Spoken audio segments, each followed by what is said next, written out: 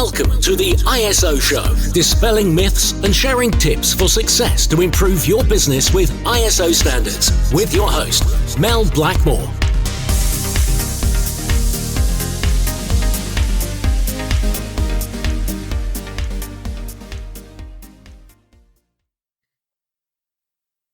Hello and welcome to the ISO Show. Well, today I'm delighted to be joined by Trevor Jennings, who's a risk manager with the corporate real estate department at Lloyd's. Hi, Trevor. Hello. Great. Thanks very much for joining us today. So the topic for today is going to be looking at ISO 14001, which is the environmental standard, which I believe you're currently implementing at the moment. And also a bit about your experience with the health and safety standard, OHSAS 18001, and your experience so far today with the migration to the latest version of that, which is ISO 45001. So thanks very much for sharing your time with us today. Well, thank you. It's a pleasure to be here. Well, I know we go back some way because Lloyd's have been a client of ours for a number of years, I think since 2012. Could you just share with us a bit of information about Lloyd's and your role, please, Trevor? Yes, well, what Lloyd's is, probably people are familiar with the iconic building, so that's exactly where I'm located. And predominantly, Lloyd's provides the service for the Lloyd's market to operate. So we've got underwriters and brokers who come into the building on a daily basis. And to give you some idea, it's around 6,000 to 10,000 people that we can have through the doors Monday to Friday. But the building is also accessible during the weekend as well, particularly for our contractors. So there's a significant amount of work that takes place in the background, so to speak, within the plant room areas, because there's a lot of maintenance and project work that's taking place with the building. We have the extra challenge as well, in so much as we're the youngest building to have been given listed status. So we're grade 1 listed. So that just gives us a couple of extra challenges as well, particularly when we do project work. Okay. And what about your role then at Lloyd's? Could you just kind of expand on that a bit, please? Yeah, I've been with Lloyd's now for 10 years, and I joined as the risk manager, and I am still the risk manager within the corporate real estate team. And predominantly my role is to look at occupational health and safety aspects, not just for the corporation staff, of which we've got around about 1,000 people within the Lloyd's building itself. We've also got sites at Chatham. We've got a data centre in Sittingbourne in Kent, and we've got around about 25 overseas offices. But by far the biggest population is in London. But on top of the 1,000 I mentioned already, we've got about 6,000 to 10,000 people who come through the doors. And we've also got quite a few tenants who are part of that figure as well. So we've got tenants, underwriters, contractors coming in, as well as visitors who are brought in by people who have got Lloyd's passes. So it's quite a busy environment for us. And as I say, my role is predominantly occupational health and safety management, but I look at it for building users across the board. So it certainly keeps me busy, and it's a very enjoyable role, I must admit. Yeah, I was going to say, it's obviously a complex, potentially challenging environment from a health and safety perspective. So you're really looking forward to delving into how you manage all of that shortly. But before we begin, could you just share with us something that not many people know about you, Trevor? Yeah, probably the one thing that I'm very passionate about is that I'm a keen road cyclist. And I've ridden from Land's End to John O'Groats, did that once. And it's become an annual event for me now. I go abroad, particularly to the Alps, once a year, and I enjoy doing the various alpine climbs that are out there. It's quite a unique sport in so much as we can follow the route of the professionals. I'm certainly nowhere near that standard, but it is quite iconic when you're going up alpine passes where the Tour de France has been, and we'll be going back to in forthcoming years as well. So yeah, that's me, very much of a keen cyclist. Great. So not much of a relaxing holiday for you then necessarily, in the sense of just kind of lying there with your feet up. You go from one challenge at Lloyd's to the next really, but obviously more of a physical challenge, but hopefully it sounds as though, well, for you, very enjoyable. I'm not quite sure if cycling up the Alps is top of my kind of priority list for a holiday, but I'm sure you're very fit as a result of it, though. Well, certainly try to be. And when I do go over, there's a colleague whose company I actually go to, and there's only a few of us really on each ride. And I must say, we all have similar conversations. People think we're mad, but it really is enjoyable. It's horses for courses, isn't it? Everybody's got their thing that they do like to do. But some of the sites I see, some of the scenic areas I've been to, very, very privileged indeed. So let's delve into the standards then. So where did it all begin for you then, Trevor, when you first started at Lloyd's? Obviously, you've got a background in health and safety and property management. So where did it begin for you then when you first started 10 years ago? Well, my plan was to implement, as it was then, 18,001. I came into Lloyd's as a result of an internal audit that had been undertaken, and there was a necessity for the organisation to get somebody in who could focus specifically on occupational health and safety issues for Lloyd's. And I was fortunate in so much as I got selected. The situation at the time was we weren't really in a position to be able to go to 18,001 because the organisation really wasn't anywhere near that level. So I started off with HSG 65, which was the HSE's management standard, got that implemented. And from there, I started doing regular reports, and initially they were annual reports and subsequently they've become quarterly. But in 2011, if memory serves me right, I'd put in our annual report then that a major target I wanted was to implement 18,001 for Lloyd's. And that got picked up by our senior managers and we had a discussion. And then at the same time, I was also looking at 14,001, although I did appreciate that the major focus was around health and safety management. But that's when we contacted yourselves, and it was Paul Robinson who came in and helped me conduct the gap analysis. And together we put together a comprehensive report that got submitted to senior managers, and it was agreed that we would go for 18,001, but just temporarily. It was going to be a matter of putting 14,001 on hold.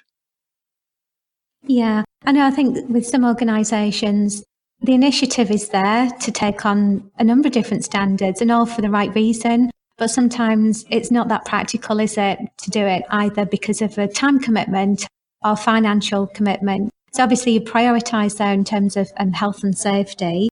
And so what would you say have been the main advantages then of having a health and safety system in place compliant to 18,001? What it's meant is that by default, we get audited externally, and it's BSI who are actually our accreditators. And it ensures that there is somebody independent looking at us, but they're working to specific clauses, obviously, which are in the standard.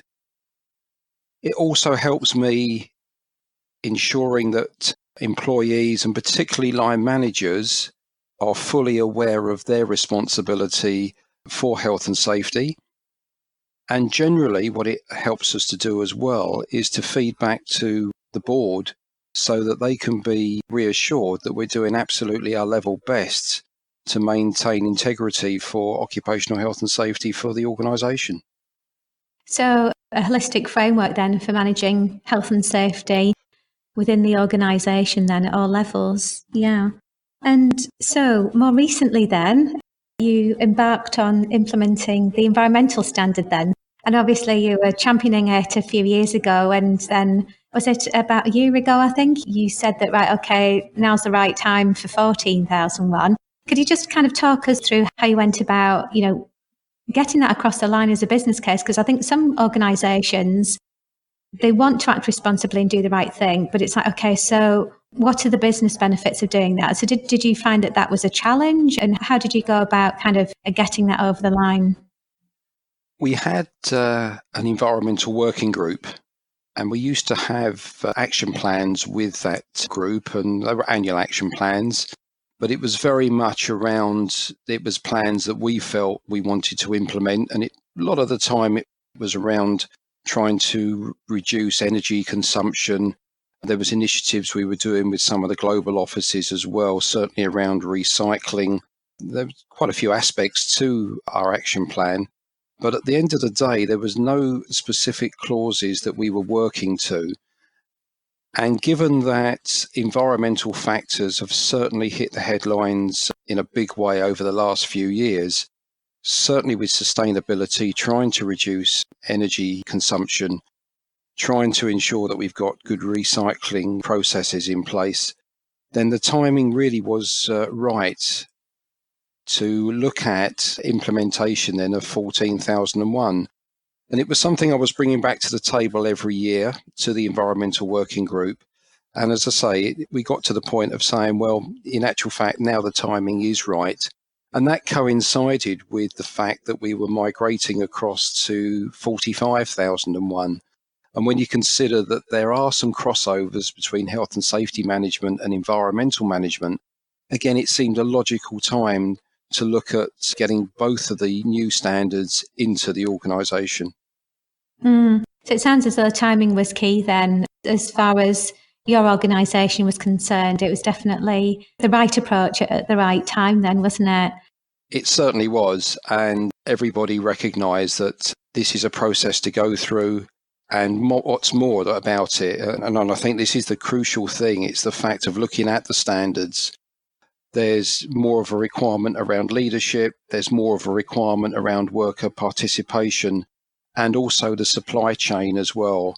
And we do have a lot of contractors at Lloyd's, both in-house and obviously external contractors who come in and do the various maintenance and project work and then leave the building. And bringing all that together, and I think the biggest thing with me is the fact that getting worker participation so that they can recognise what's important for them as regards occupational health and safety, but also how they can help with the environmental management for Lloyd's. So it sounds like there's quite a lot of crossover then for you then, Trevor. So when you were talking about worker participation, that's a new aspect of ISO 45001, isn't it, that you would have needed to address for the migration? But it sounds as though you've kind of, killed two birds with one stone by addressing them both at the same time. Could you just give us an example of one of those things where there has been such a crossover with environment, health and safety in your role and moving forward with those standards? One of the biggest things we've done, and it might seem small in the scheme of things, but we had a health and safety coordination group and we had an environmental working group. One would meet 4 times a year and the other would meet 3 times a year. And sometimes there were similar people on both as membership, and in others there were people who just were on one or the other. What this made us do was to look at the whole setup for the strategy of managing health and safety and environmental aspects for Lloyd's. And what we've done is actually to combine both those groups, so they've become one. So we've now got a health, safety and environmental coordination group, and they are steering the health and safety and environment for Lloyd's. And that to me is a major step forward, really, because we've now got full focus on the key subject matter, and we've ensured that we've got similar setups as regards objectives. So it's all done to the same template, and it's quite transparent as well. So certainly anybody in the organisation can see it, any of our stakeholders can see it, and crucially, when we have BSI coming in, they can see exactly what our targets and objectives are for the forthcoming year. So would one of those targets from an environmental perspective be then on energy? When you did your environmental aspects and impacts register, was it energy that was at the top of the list then to focus on? Energy is certainly one of those, most definitely. And we've done a significant amount of work over recent years as regards improving energy consumption, particularly around the plant room when projects are taking place. We're getting far more efficient engines in. When we look at the motors, for example, that drive the lifts, we had all the lifts refurbed approximately 3 years ago. And the size of the motors that came out compared to the size of the motors that went in, there was quite a significant difference. And it's noticeable when you go into the motor rooms, you can see exactly how much space is now available. But yes, Another aspect to this, of course, has been ESOS, and that's driven us as well to look at energy savings. And it's all come together at the appropriate time, because quite clearly that can be driven into our targets with 14,001 as well. So you've actually managed to identify some tangible results then from these initiatives that you've put in place. So would you say that that's affected the bottom line in terms of reduced costs then for the overall operations? I think, to be fair, the answer is yes. We have seen a reduction in costs certainly for energy. But I suppose another way to look at this as well, when you were looking at health and safety and environment, we're actually at the moment implementing a project referred to as the Better Working Environment. And in essence, we're going over to an agile way of working for the corporation teams. And that is set up on 3 of our floors. What we've got to do, though, and part of the project, is actually we've got to replace all the underfloor services. So they're going to be more environmentally efficient. But on top of that then becomes a different way of working as a better working environment with agile setup. So that's quite clearly got a significant health and safety aspect to the way in which we're going to be operating, and the culture as well within the organisation for dealing with day-to-day working practices. Part of it as well is we're going to change the lighting. We're going over to LED lighting on the corporation floors, and that's going to be rolled out across the building as well. So again, it just demonstrates the similarity and the crossover between health and safety and environmental management. Absolutely. And I think because those two systems are now aligned, it means that you can really focus on those business improvements as a whole, can't you? For, from not just from an environmental and health and safety perspective, but you did mention about, the knock-on effect of that in terms of the way of working and the culture, which has only got to be a positive thing, really. So, yeah, I commend you for that and the team that you've got there. It sounds as though you're definitely embracing the philosophy of the ISO standards, which is all about continual improvement. So moving on to the migration to ISO 45001, as I know that you've got that assessment coming up later this year, what would you say are the main changes that you found with moving from 18,001 over to ISO 45001?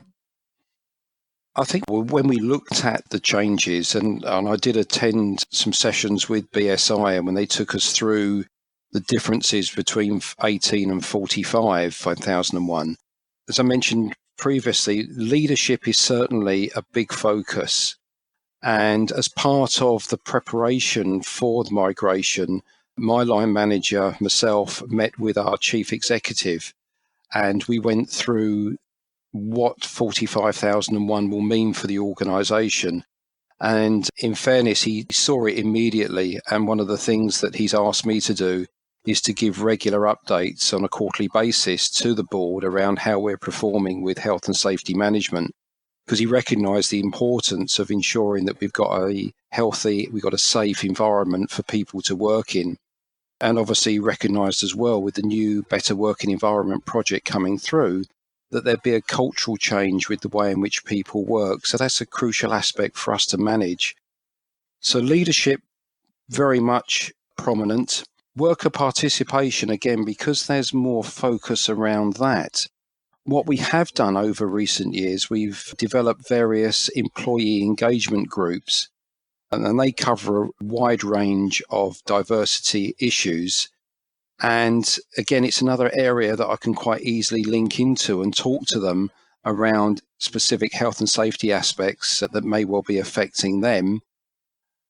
And then, of course, we've got the supply management side of things, so that how we're dealing with our contractors who are on site and those who visit us on a periodic basis. Within the corporate real estate team, we've got contractors who specifically deal with catering, electrical mechanical engineering, security and cleaning, as well as our front of house staff. They're permanently with us, and although they're a separate employer, they're all part of the Lloyd's team. So we look at them very much in a softer way as employees actually with Lloyd's. The other side to it, though, is that we've got numerous contractors who come on and deal with the speciality that we have within the plant room areas. And there are some real challenges there in dealing with the type of equipment that we've got. But again, it's about making people all feel part of the Lloyd's team when they come into the building. And again, just trying to get back to understanding what people's roles and responsibilities are, and more importantly as well, what they expect from Lloyd's when they do enter into the building. So it's quite a diverse aspect with the new standard. It's one that we're embedding into the organisation. And just to give you a bit of a flavour, one of the things I'm doing is developing an e-learning module for our own staff, which gives an outline of both 45,001 and 14,001, and specifically on how they can get involved in the management process. Right. Okay. Well, it sounds as though this change to the standard has resulted in some really positive changes as well on your journey to continue improving health and safety. And there's some great nuggets of information in there that I'm sure that our ISO show listeners will really appreciate. And, those different ideas that can be kind of gleaned from that, like the employee engagement group and how you manage your suppliers as well. So that's a key part, because obviously those things kind of tie in with a couple of aspects that are new to ISO 45001, like interested parties, context, leadership, and worker participation. So I think you ticked all of those boxes there with that example that you gave, Trevor. So that was great. Thank you. Okay, lovely. So could we just end with any kind of hints or tips that you'd like to give somebody who's looking at implementing either 14,001 or 45,001? Is there the one final tip that you'd like to leave them with? I think the important thing is to recognise that, and I guess it is a cliche, but it is a journey. You can't just implement it overnight. It has to be thought through. There has to be a plan in place, and taking it in bite-sized chunks, so to speak. So it's steps at a time that will get you through to the certification aspect. I found it really interesting and thoroughly, from a learning point of view, thoroughly worthwhile working with yourselves, and particularly with Paul, because of the expertise you've been able to give us as we've been working through both 18,001 and obviously the two new ISO standards that we're implementing as well now. And it's about having that professional expertise in making sure that you're building up your management process in an appropriate way. And this has been seen quite comfortably with the various audits that BSI have come in and undertaken with us. I'm a bit of an old hand now when it comes to BSI audits. But having said that, they're never easy things to just sit through and this is going to be a walk in the park, because they're not. And we do get a thorough examination, so to speak, when they do the audit. But it was recognised when we did the first phase of 45,001, which was in January, and BSO auditor came in just to see where we were as regards the process of developing the management system. And after the 4-day audit, which did seem a bit like a lifetime, I must admit, but it was a thorough audit, we ended up with a figure of 85% compliance. So that was really reassuring. And now we've got a further audit taking place in July, which will really examine our operational processes. And I've got every confidence that we will achieve certification. Excellent. That's great to hear. Good luck with that. And I'm confident that that's going to go well for you. So finally, just one last question, Trevor. So if you could gift a book to somebody, what would it be and why? The book I've chosen would be Fast After 50. It's written by Joe Friel, and Joe is a best-selling author of more than a dozen books for athletes. He's also a Masters multiple champion, and he's coached winning athletes of all ages and abilities from novice to elite, both at an amateur and professional level. And he's a guy who's actually around 75 years of age now, I think. And what the book explains is that how your body reacts as you get older, and the fact that just because you're over 50, it doesn't mean to say you're over the hill. There's certainly a lot left in the body, and you can work on that. It does explain why certain things take a little bit longer as regards recovery. but it really is a step-by-step book on how to look after yourself. And it's one that I got involved with when I was over in the Alps a couple of years ago. And I read it, and I've sort of reread it a few times, and it's really good information. So I would recommend anybody who wants to maintain a good level of fitness, irrespective of what level they're actually at, give it a read, because there's a lot of information there, and it gives a lot of explanation about how you can keep going all the way through your retirement life as well. So a really good read, in my opinion. Good. So there's hope for us all yet then. I think I'll definitely be reading that one, Trevor. Hopefully there's no life in the old dog yet. Yeah. Good. So, well, thanks once again for joining us today, Trevor. That's been really insightful in terms of sharing your experience and knowledge and all those tips for our ISO show listeners. So thank you very much. Thank you. Really enjoyed it. Well, that's a wrap for today.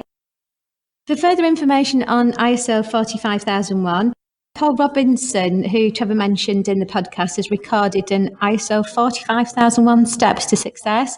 So whether that's for you migrating over to 45001 or just need a bit of help with implementing that standard, then that's a great resource for you to get hold of and listen to. So yeah, and I look forward to catching up with you on the next ISO show.